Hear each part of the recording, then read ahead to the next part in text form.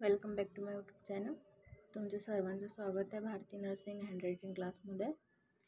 तर मागच्या व्हिडिओमध्ये आपण बघितलं दृकश्राव्य, त्याच्यामध्ये त्याची बघितली प्रस्तावना, नेक्स्ट बघितली व्याख्या आणि दृकश्राव्य साधने. याच्यामध्ये कोणते साधने वापरण्याची आहेत ती उद्दिष्टे, दृकश्राव्य साधनामुळे कोणत्या गोष्टीवर भर पडते आणि संवाद प्रक्रियेमध्ये दृकश्राव्य साधनाचे महत्त्व काय. आता आहे दृकश्राव्य साधनाची वैशिष्ट्ये. आता दृकश्राव्य साधनाची वैशिष्ट्ये हा 5 मार्क्ससाठी क्वेश्चन आहे. 5 मार्कला दृकश्राव्याची वैशिष्ट्ये तुम्हाला येतात म्हणजे येतं 100%. हा क्वेश्चन येतो म्हणजे येतोच. आणि नेक्स्ट आहे दृकश्राव्य साधनामध्ये उपयोग. तर इथपर्यंत आपलं झालेलं होतं म्हणजे प्रस्तावना, व्याख्या. नेक्स्ट होतं दृकश्राव्य साधनाचे उद्दिष्टे, महत्त्व आणि आता आहे दृकश्राव्य साधनाची वैशिष्ट्ये.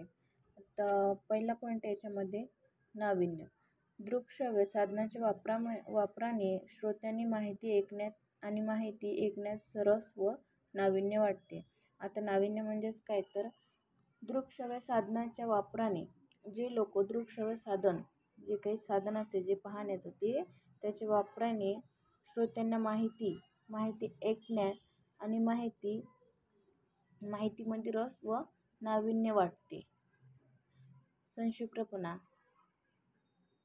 दृकश्राव्य साधनामधील विविध विषय हा जनतेला पाहतांशी समजतो, कारण त्यातील संदेशामध्ये संक्षिप्तपणा असतो. नेक्स्ट आहे आकर्षण. दृकश्राव्य साधनाने कल्पना जे निर्माण होतात ते म्हणजेच कल्पना जनतेच्या मनात भरेल असे आकर्षण असावे. आता जनतेच्या मनात काय भरेल, तर कल्पना असे आकर्षण याच्यामध्ये असावे. त्यामध्ये जगमगट असू नये. नेक्स्ट आहे कल्पना. दृकश्राव्य साधने निर्माण करताना जो संदेश, आता दृकश्राव्य साधन आपण निर्माण करतो तर जो संदेश दाखवण्याचा आहे त्याची कल्पना स्पष्ट असावी. आपल्याला जो संदेश दाखवण्याचा आहे त्याची कल्पना ती स्पष्ट असावी. तशीच ती क्लिट असू नये अथवा त्यामध्ये गर्भित अर्थ नसावा. नेक्स्ट आहे मनोरंजन.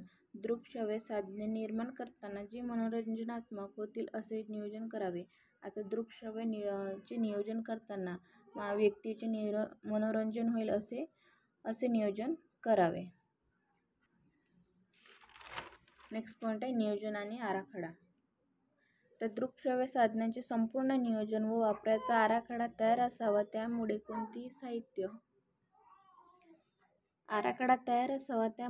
साहित्य कोणत्या वेळी वापरावे याची माहिती होते. आता दृकश्राव्य साधनाचे जे काही संपूर्ण नियोजन असते ते वापरण्याचा जो काही आराखडा असतो तो तयार असावा.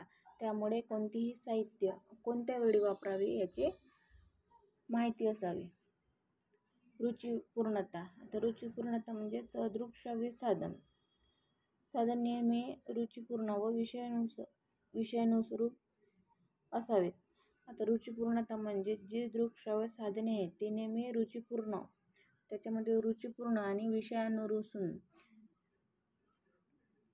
विषयानुरूप म्हणजे त्या विषयाव्यतिरिक्त नसावा, त्या विषयावर अनुसरून असावे, जेणेकरून प्रक्रियामध्ये उत्सुकता निर्माण होते आणि त्या विषयामध्ये लोकांमध्ये कौतूहल निर्माण होते व उत्सुकता निर्माण होईल. अशा प्रकारचे रुचिपूर्णता त्याच्यामध्ये असावे. नेक्स्ट आहे रंग.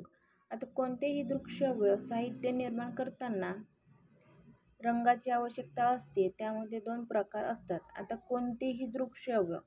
कोणतेही दृकश्राव्य निर्माण करताना रंगाची आवश्यकता असते. तर त्याच्यामध्ये कोणते 2 प्रकार आहेत, तर ते एक आहे प्राथमिक रंग. हे शुद्ध व मूळ रंग असून कोणत्याही मिश्रणापासून तयार होत नाही. आता प्राथमिक रंग म्हणजे ही शुद्ध व मूळ रंग असून त्याच्यामध्ये कोणत्याही मिश्रण त्यापासून तयार होत नाही. दुसरा रंग म्हणजे दुय्यम रंग. दुय्यम रंगाचा छट्टा 2 किंवा 3 रंगाच्या मिश्रणाने केलेला असतात. उदाहरणार्थ तांबडा व पिवळा या मिश्रणातून तयार झालेला रंग म्हणजेच केशरी रंग, तर पिवळा व निळा याच्या मिश्रणातून हिरवा रंग तयार होतो. दुय्यम रंगाचा छटा 2 किंवा 3 रंगाचा असतो. म्हणजेच आता मिश्रण केलेले असतात. उदाहरणार्थ तांबडा किंवा पिवळा या मिश्रणापासून कोणता कलर तयार होते तर पिवळा व निळा, आणि यांच्या मिश्रणातून हिरवा रंग तयार होतो. दृकश्राव्य साधनाचे प्रकार. प्रक्षेपित साधन. पहिला प्रकार आहे त्याचा प्रक्षेपित साधने. या प्रकारामध्ये एखादा संदेश किंवा चित्रण पडद्यावर अथवा भिंतीवर दाखवले जाते. आता प्रक्षेपित साधनामध्ये काय होतं तर या प्रकारामध्ये त्याचे एखादे चित्र असते ते पडद्यावर किंवा भिंतीवर दाखवले जाते. तसेच चित्राबरोबरच पडद्याबरोबर अथवा भिंतीवर दाखवलेले जाते. उदाहरणार्थ स्लाइड शो. आता भिंतीवर किंवा टीव्हीवर दाखवलेला म्हणजेच स्लाइड शो. फिल्म इंटरप्रोजेक्ट फिल्म्स ई प्रक्षेपित साधनांचे दृकश्राव्य साधने म्हणून उपयोग केला जातो. आता याच्यामध्ये काय होते तर एखाद्या पडद्याद्वारे किंवा भिंतीवर हा प्रक्षेपित साधन उपयोग केला जातो. अप्रक्षेपित साधन. आता अप्रक्षेपित साधन म्हणजेच काय तर या प्रकारच्या दृकश्राव्य साधनांचे प्रक्षेपण होत नाही. परंतु आता या अप्रक्षेपितमध्ये काय होते तर या साधनाचे प्रक्षेपण होत नाही. प्रक्षेपित दृकश्राव्य साधनापेक्षा अप्रक्षेपित दृकश्राव्य साधने जास्त प्रभावी ठरतात. यामध्ये खालील साधनांचा समावेश होतात. याच्यामध्ये कोणत्या साधनाचा समावेश होते तर ते बघूया. पहिला म्हणजे चित्ररूपी साधन. आता पहिलं म्हणजे चित्ररूपी साधन. यामध्ये फोटोग्राफ, चित्रलेख, रेखाचित्र, वेगवेगळ्या आकृत्या यांचा समावेश होतो. संभाषणासाठी तसेच आरोग्य शिक्षणासाठी सर्वसाधारणपणे ही साधने वापरली जातात.